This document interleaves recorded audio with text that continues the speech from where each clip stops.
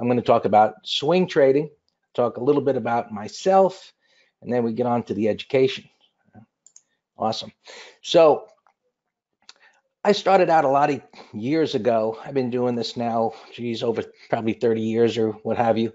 Before there was an internet, and it was the dark ages. And I thought, probably like maybe some of you, how do you trade stocks? Honestly, what is a stock? What is a bond? I really knew nothing. And after some years of self-education, which is the expensive way to do it, um, you know, going through some classes, but you guys, I'm sure, are all familiar with Alexander Elder, wrote the book Trading for a Living. I was invited into his group with other traders. There were specialists there and so on, and met somebody. We formed a company called Pristine. Some of you may have heard it some years ago, and did that for quite a while. Used to do trading challenges in the Trader Expos years ago. And I've educated a lot of people over the years. I wish I really knew the number. We can throw thousands around, probably so, but it's been a lot. And honestly, market makers, prop traders, anybody that wanted to learn has probably heard of Pristine and myself and some of the educational over the years. If you haven't, come to Master Trader. That's my new site. You'll probably be amazed to see who some of the educators are in this business that are old students. So that's enough about myself. There's some books. If you want to read them, they're great books. The most recent one, it's a few years ago, Reading the Mind of the Markets, is a tremendous amount of what I taught myself over the years, and the light bulb moments of trying to sift through all of the information that you guys are trying to work through right now. So part of what I went through, and probably some of you, I imagine, because I don't think you can get into this business or start to learn about it without being inundated with everything that's on this screen. And it's hard to get by it and put it aside, as I did. I didn't find it difficult, but after looking at all of this, whether it's MACDs and stochastics and rate of change and market profile, which wasn't around back in the day when I started. Maybe it was, I didn't know about it. But all this other stuff, including, what I would call the dark side or more esoteric types of analysis, whether it was GAN and, time extensions. And believe me, I was all out there trying to figure out the Holy Grail and how to make money. And for me, it didn't work out. And before I gave up, I said, you know what, last shot here, get all of this off the screen, see if things make sense. And the light bulb moments started to go on. And from there, I put together a method, a simple method of interpreting trends, price action, and I'm going to share a lot of that with you right here and how to put it together from a swing trading perspective, right? So let's put together what I call a simple plan as it relates to swing trading. And swing trading is great because you don't have, well, some of you may like to, I like to day trade too, but it's also great to hold on to a position and in reality not have to make a decision in the next 5 minutes or 10 minutes or 1 minute, whatever the time frame is that you want to trade in, and hold on to something from a longer term perspective. However, if you are looking at intraday charts, it's probably not to your advantage. Meaning, if you're looking at a 5-minute chart, I know I've been in the position where I've given up a good position because of what looked terrible on a 5-minute chart, only to see it eventually go in the direction that I thought it would. So, from a swing trading perspective, we're going to look at 2 time frames, the daily and the weekly, and we need to look at that in an objective way. The KISS method, keep it simple, stupid. It works for me, and I think it works for everybody once you understand it, but we have to break it down into a simple way. So let's define a trend in a simple way. Let's understand candlesticks, or what I call bar by bar analysis, in a very simple way. And bar by bar analysis was something that I came up with many years ago, uh, just out of being a nervous trader, meaning, hey, I figured out where I wanted to enter, an exit, and a stop, but along the way, it wasn't easy. I'd see this big red bar and I'm long, and it's like, oh my God. And so bar by bar analysis was a way of putting a bar or several bars into perspective of a bigger picture, as well as doing analysis to figure out, is this something that I want to trade? And I'm going to show you. It's pretty powerful. Multiple time frame alignment. That's a big one. I spent a bunch of time today in our trading room where we do it in real time, explaining multiple time frames and how to interpret that. It's a big part of understanding what you want to look at, how to interpret it, and how to put those together. Now, from a swing trading perspective, I'm interested in two setups. There's different variations, but it's either a retracement or a breakout. Well, it can happen in different ways. We'll take a look at it. Money management is huge. I'm going to show you some basic money management. And when we all start out, of course, and we're still focused on the money, but we're not focused on money management and how to do it properly. So I'm going to give you something I think that'll help, and probably a lot of you, it'll help you even if you have a method today on how to utilize it in these markets, because the markets today are not the same as when I started out because of high frequency trading and algorithms and the whipsaws that they happened back in those days, but not like they do today. So you got to get away from things, or a little bit looser management. So simple guidelines. Right? What's an uptrend? I mean, it's simple. We all probably on the tip of our tongue is going to say the same thing: higher highs and higher lows. Right? Let's define what a high and a low is, which I'm going to do. I'm going to call them pivot highs, pivot lows. And if it's making higher highs and higher lows, well, it's real. It's very simple. It's going up. Now, when does it end? Well, if it trades below what I'm going to call major support. Major support is the low prior to that higher high. And if it violates that, it's no longer in an uptrend because it doesn't meet the definition. It's that simple. And knowing that, you don't have to draw trend lines. You don't have to draw any lines, because if it pulls back under that low, it's going to break the trend line. So why cloud your chart with noise like lines? Okay. And so downtrend is just the opposite. Right? It's simple. Lower highs, lower lows. We'll mark off those pivot highs. If it trades above, it's no longer in a downtrend. So you don't need to draw trend lines. You don't need to draw Fib lines. You don't need to draw any lines to determine what the trend is or when the trend changes. Now, support and resistance is a whole nother subject, but basically just look to the left, and the old saying or concept of what was resistance becomes support is valid. If that stopped here, it went above it, this is where we look for the pullback to happen. If it gets beyond there, we look for the next level to where it's going to happen. And if it's in a momentum move, maybe it will, what I call, create support, which is nothing more than a W bottom in an uptrend. We want to keep it all real simple.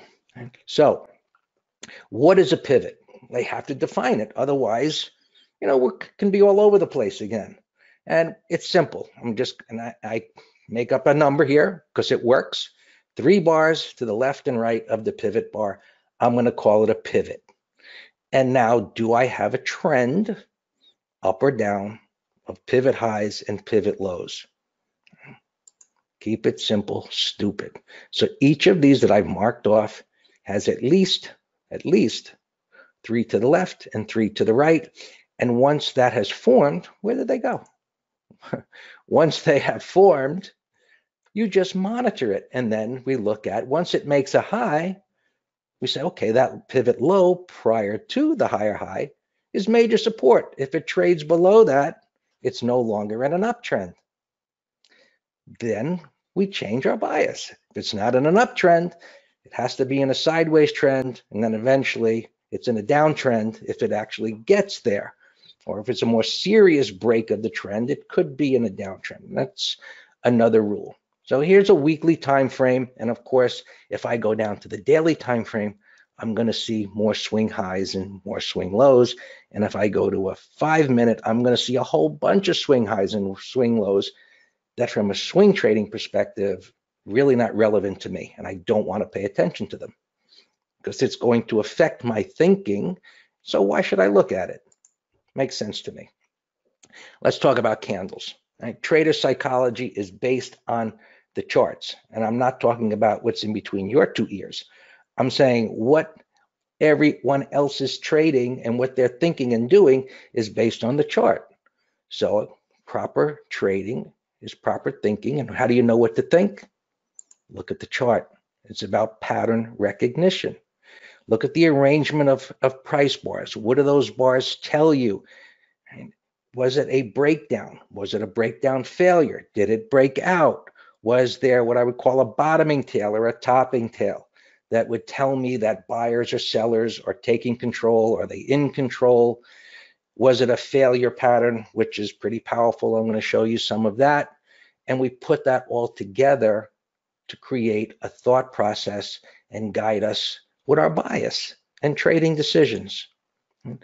So I said, they're going to communicate how other traders have acted, whether that's a hedge fund manager, a prop trader, whoever it is, you don't know, but you can see the chart and the time frame that you're viewing, and that displays information about their expectations. What are they thinking? What did they experience? In other words, was it a breakdown that failed? If it broke out and you've got a wide range green bar on heavy volume, clearly there's a lot of people thinking prices are going to go up. I don't argue with that. We shouldn't. Let's see if it follows through. That's good information. So I said it provides a picture of expectations on an ongoing basis. So a breakdown failure is a powerful message, as well as a breakout failure if it should occur. We've probably all experienced buying a breakout that's failed. What were you thinking? What were you likely to do next? So when I look at a chart, I think about it from that perspective, not from the perspective of, oh, do I call this a morning star or a dark cloud cover? That doesn't mean anything to me. Is the trend up or down or sideways? Is it moving higher or lower? Did it pull back to support? Did it form a reversal? This is what I call candle language that tells me what I should be thinking. And if what I'm thinking in the moment is working, fantastic. If something happens, like a stop being hit, well, I already know I should be stepping aside, but there's going to be a pattern there that tells me I should do that and change my bias. Right? Just like this guy that just popped up. Whereas the green bar, it took out the high and prices start moving up. We're all thinking it's going to go higher, right? Assuming the trend is up, of course. Now it reverses back down with a giant red candle. It changes my opinion. It took out the low of the green bar. So that says it's going to go down. Now, is it in an uptrend or a downtrend? Is it at resistance?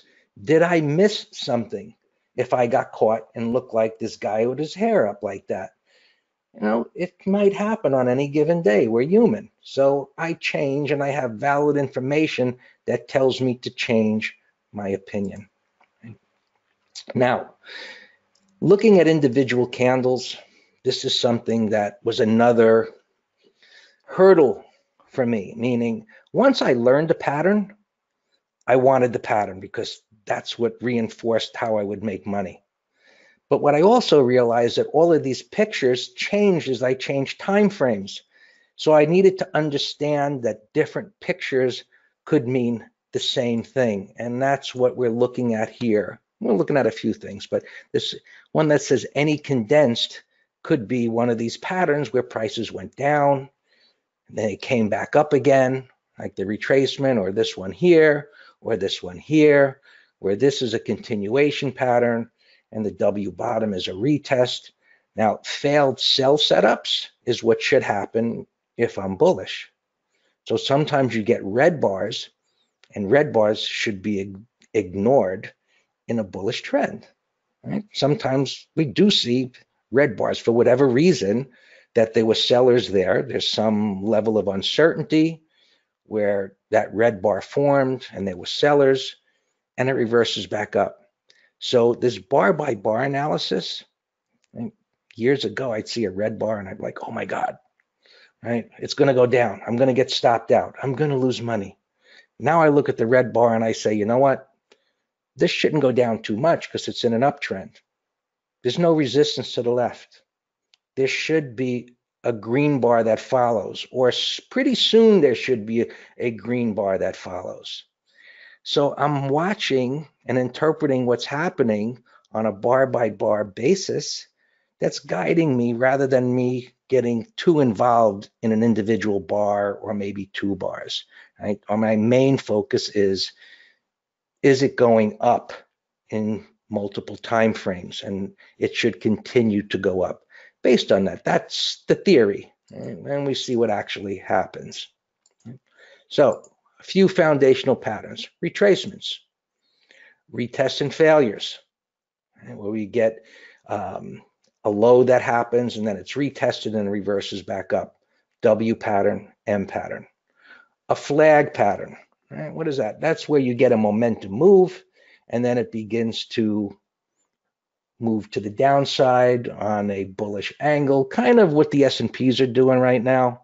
They had a nice momentum move up and they're kind of just chopping down on the daily time frame, sort of a flag. It's beginning to develop.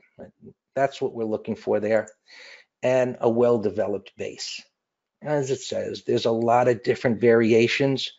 When I say accept it, just accept that it doesn't have to be perfect. If you put it together, like I'm saying, bar by bar with the trend, you know what's going on. It doesn't have to be perfect, but you're looking for an event like a bottoming tail bar or a breakdown failure or a breakout or breakdown, something that says, hey, it's ready to move within this trend. So here's what we're looking for. Right? We're looking to put together the weekly time frame. That's our macro time frame.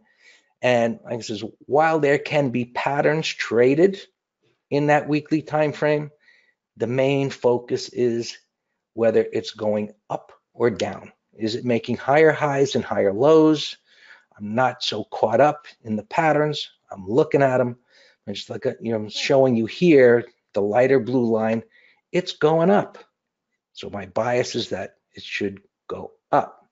Then I'm looking for pullbacks, breakouts within the daily time frame. And ideally, what I'm looking for is that the setup, the pattern that says it's ready to go, happens near the 20 MA. That's my choice as far as a 20-period simple moving average. Nothing magical about it. It's just, it tends to work well, probably because it's widely followed, just like the 50 MA, which I like to put on my daily time frame. So I look at the weekly time frame, and is it making higher highs and higher lows? 20 MA is pointing higher, good enough for me. Now, one of the things I like to do at my moving average is to be able to associate them to another time frame. So I know that 20 MA on my weekly time frame, when I look at it, it's pretty close to the location of the 100 MA on the daily chart. Nothing magical about that either, but when I look at that weekly time frame and I see that 20 MA pointing up, the next thought just comes, oh, the 100-day is pointing up. It doesn't mean it's above the 50 or the 20, but it's a starting point. When I look at that weekly, it's in an uptrend, the 20 MA is pointing up, move on.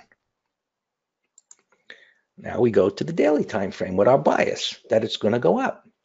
And in this example, and it's a recent one, it was actually from last week, the 20 is above the 50. I look at both of them. They're pointed higher. The 20 is above the 50. It should go up. Now I'm looking for an event that says it's ready. So as it pulls back, and this had a momentum move higher, which creates what I call a price void, meaning there's no support underneath here unless it goes back down here. There's no magic in between here and here. I don't care how many lines you draw. There's no magic here. You need to have price. This is what is focused on where bids are going to be.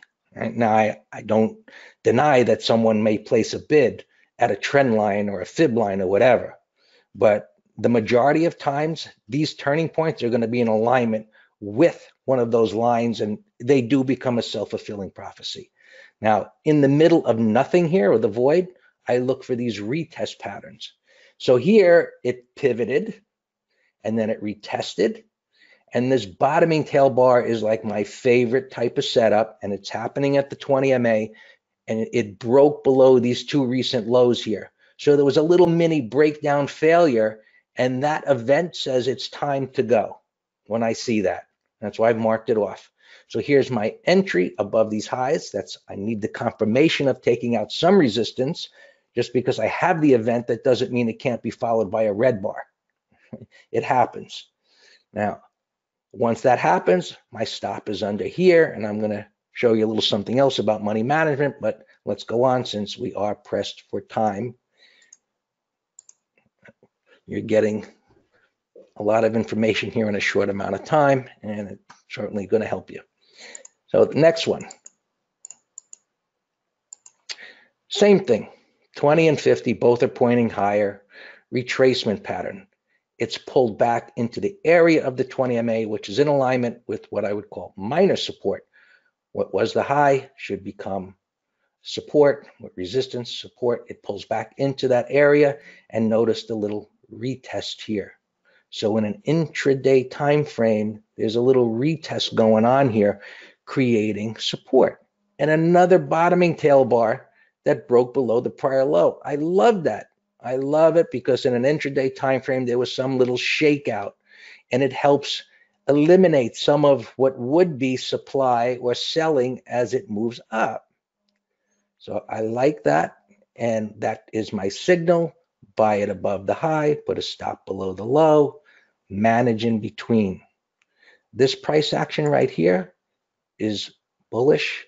It's what, well, it could have just exceeded the high and pushed up, of course, but there are going to be sellers here. Notice the topping tails, but it went sideways. It didn't pull lower.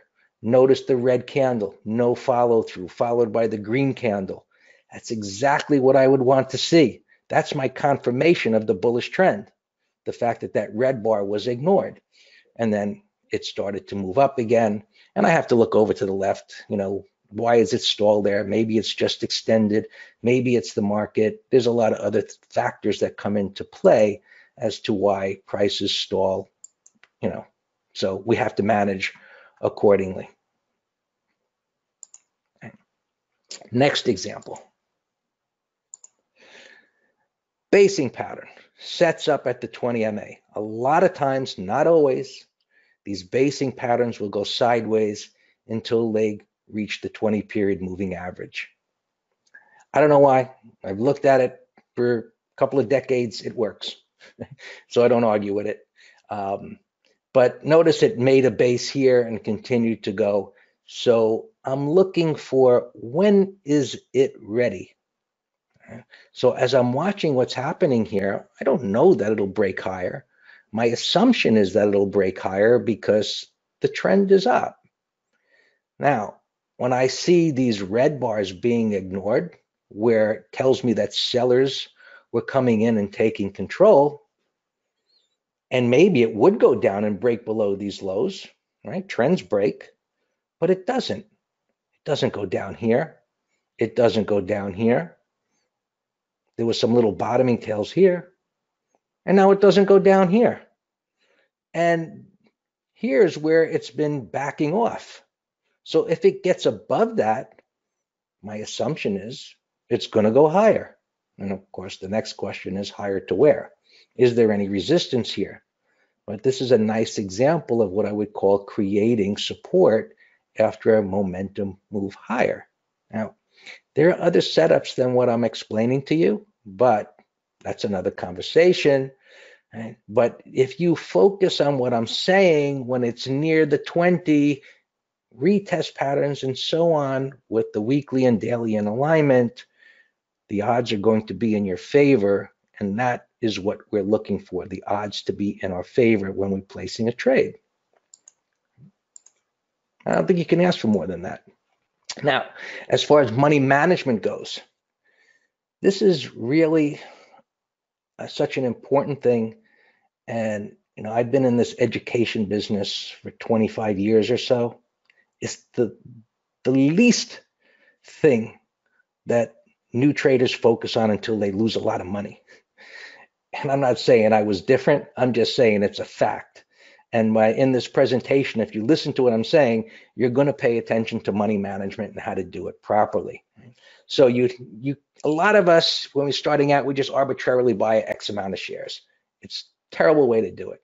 Figure what your stop has to be, how much you're willing to risk, and then how many shares you can buy based on your risk. It's simple. Now, what you can do here, especially in the current markets, what you should do is maybe figure on giving it some extra room just because things tend to wiggle more than they used to. This pattern that you're seeing here, that pullback in green bar there, back in the late 90s was, the picture of money. It worked. It didn't go, I shouldn't say it never went below the low. Sometimes it did, but it worked a whole lot more than it does today. It still works, but I've just found giving it a little extra room like this, and you just have to share size accordingly. And your loss, your maximum loss, without slippage, a gap, because we are swing trading, is going to be the same $300 just by changing your share size. So you have to manage your risk. It's predetermined before the trade. You know where your stop is, you know where your entry is. You have an idea of a target, of course, based on what I've explained in multiple time frames, and you trade it accordingly. And when you see that, you simply press the button and you manage it. None of us know what's going to happen tomorrow or in the future, but we have the odds in our favor. So we do it. We've calculated our risk. We see what's going to happen. Right. So that's our simple plan. Now we would be adding, what's my market bias? Right, a lot of stocks, probably the majority, are going to move in the direction of the market or be affected by the direction of the market. Into market analysis, right? Certain stocks are going to be affected by the price of a commodity or interest rates, something to consider. We'll consider relative strength, relative weakness. There's market internals. But what I have told you here today will definitely put the odds in your favor as a swing trader. Right? With that being said, if you want swing trading trades, options trades where we do a lot of credit spreads, we do a lot of education. You can take on get a $7 21-day trial to our advisory market edge letter, and we'll send you the letters, the alerts during the day. We'll send you text messages as we update the trades. You'll get a login to our member area where you can see every trade posted with comments, with the stop, what we think is happening. In addition, you'll get on our text messaging alerts, and we will text you to your phone and tell you, hey, we're stopping out, we're moving the stop, we're taking the money. And so you have our attention along the way once you're in the trade. And of course, you can email me or my partner, Dan, Greg at Master Trader or Dan at Master Trader, and we will help you with some education. And if you're in the trade, if you have a question about that, we're there to help.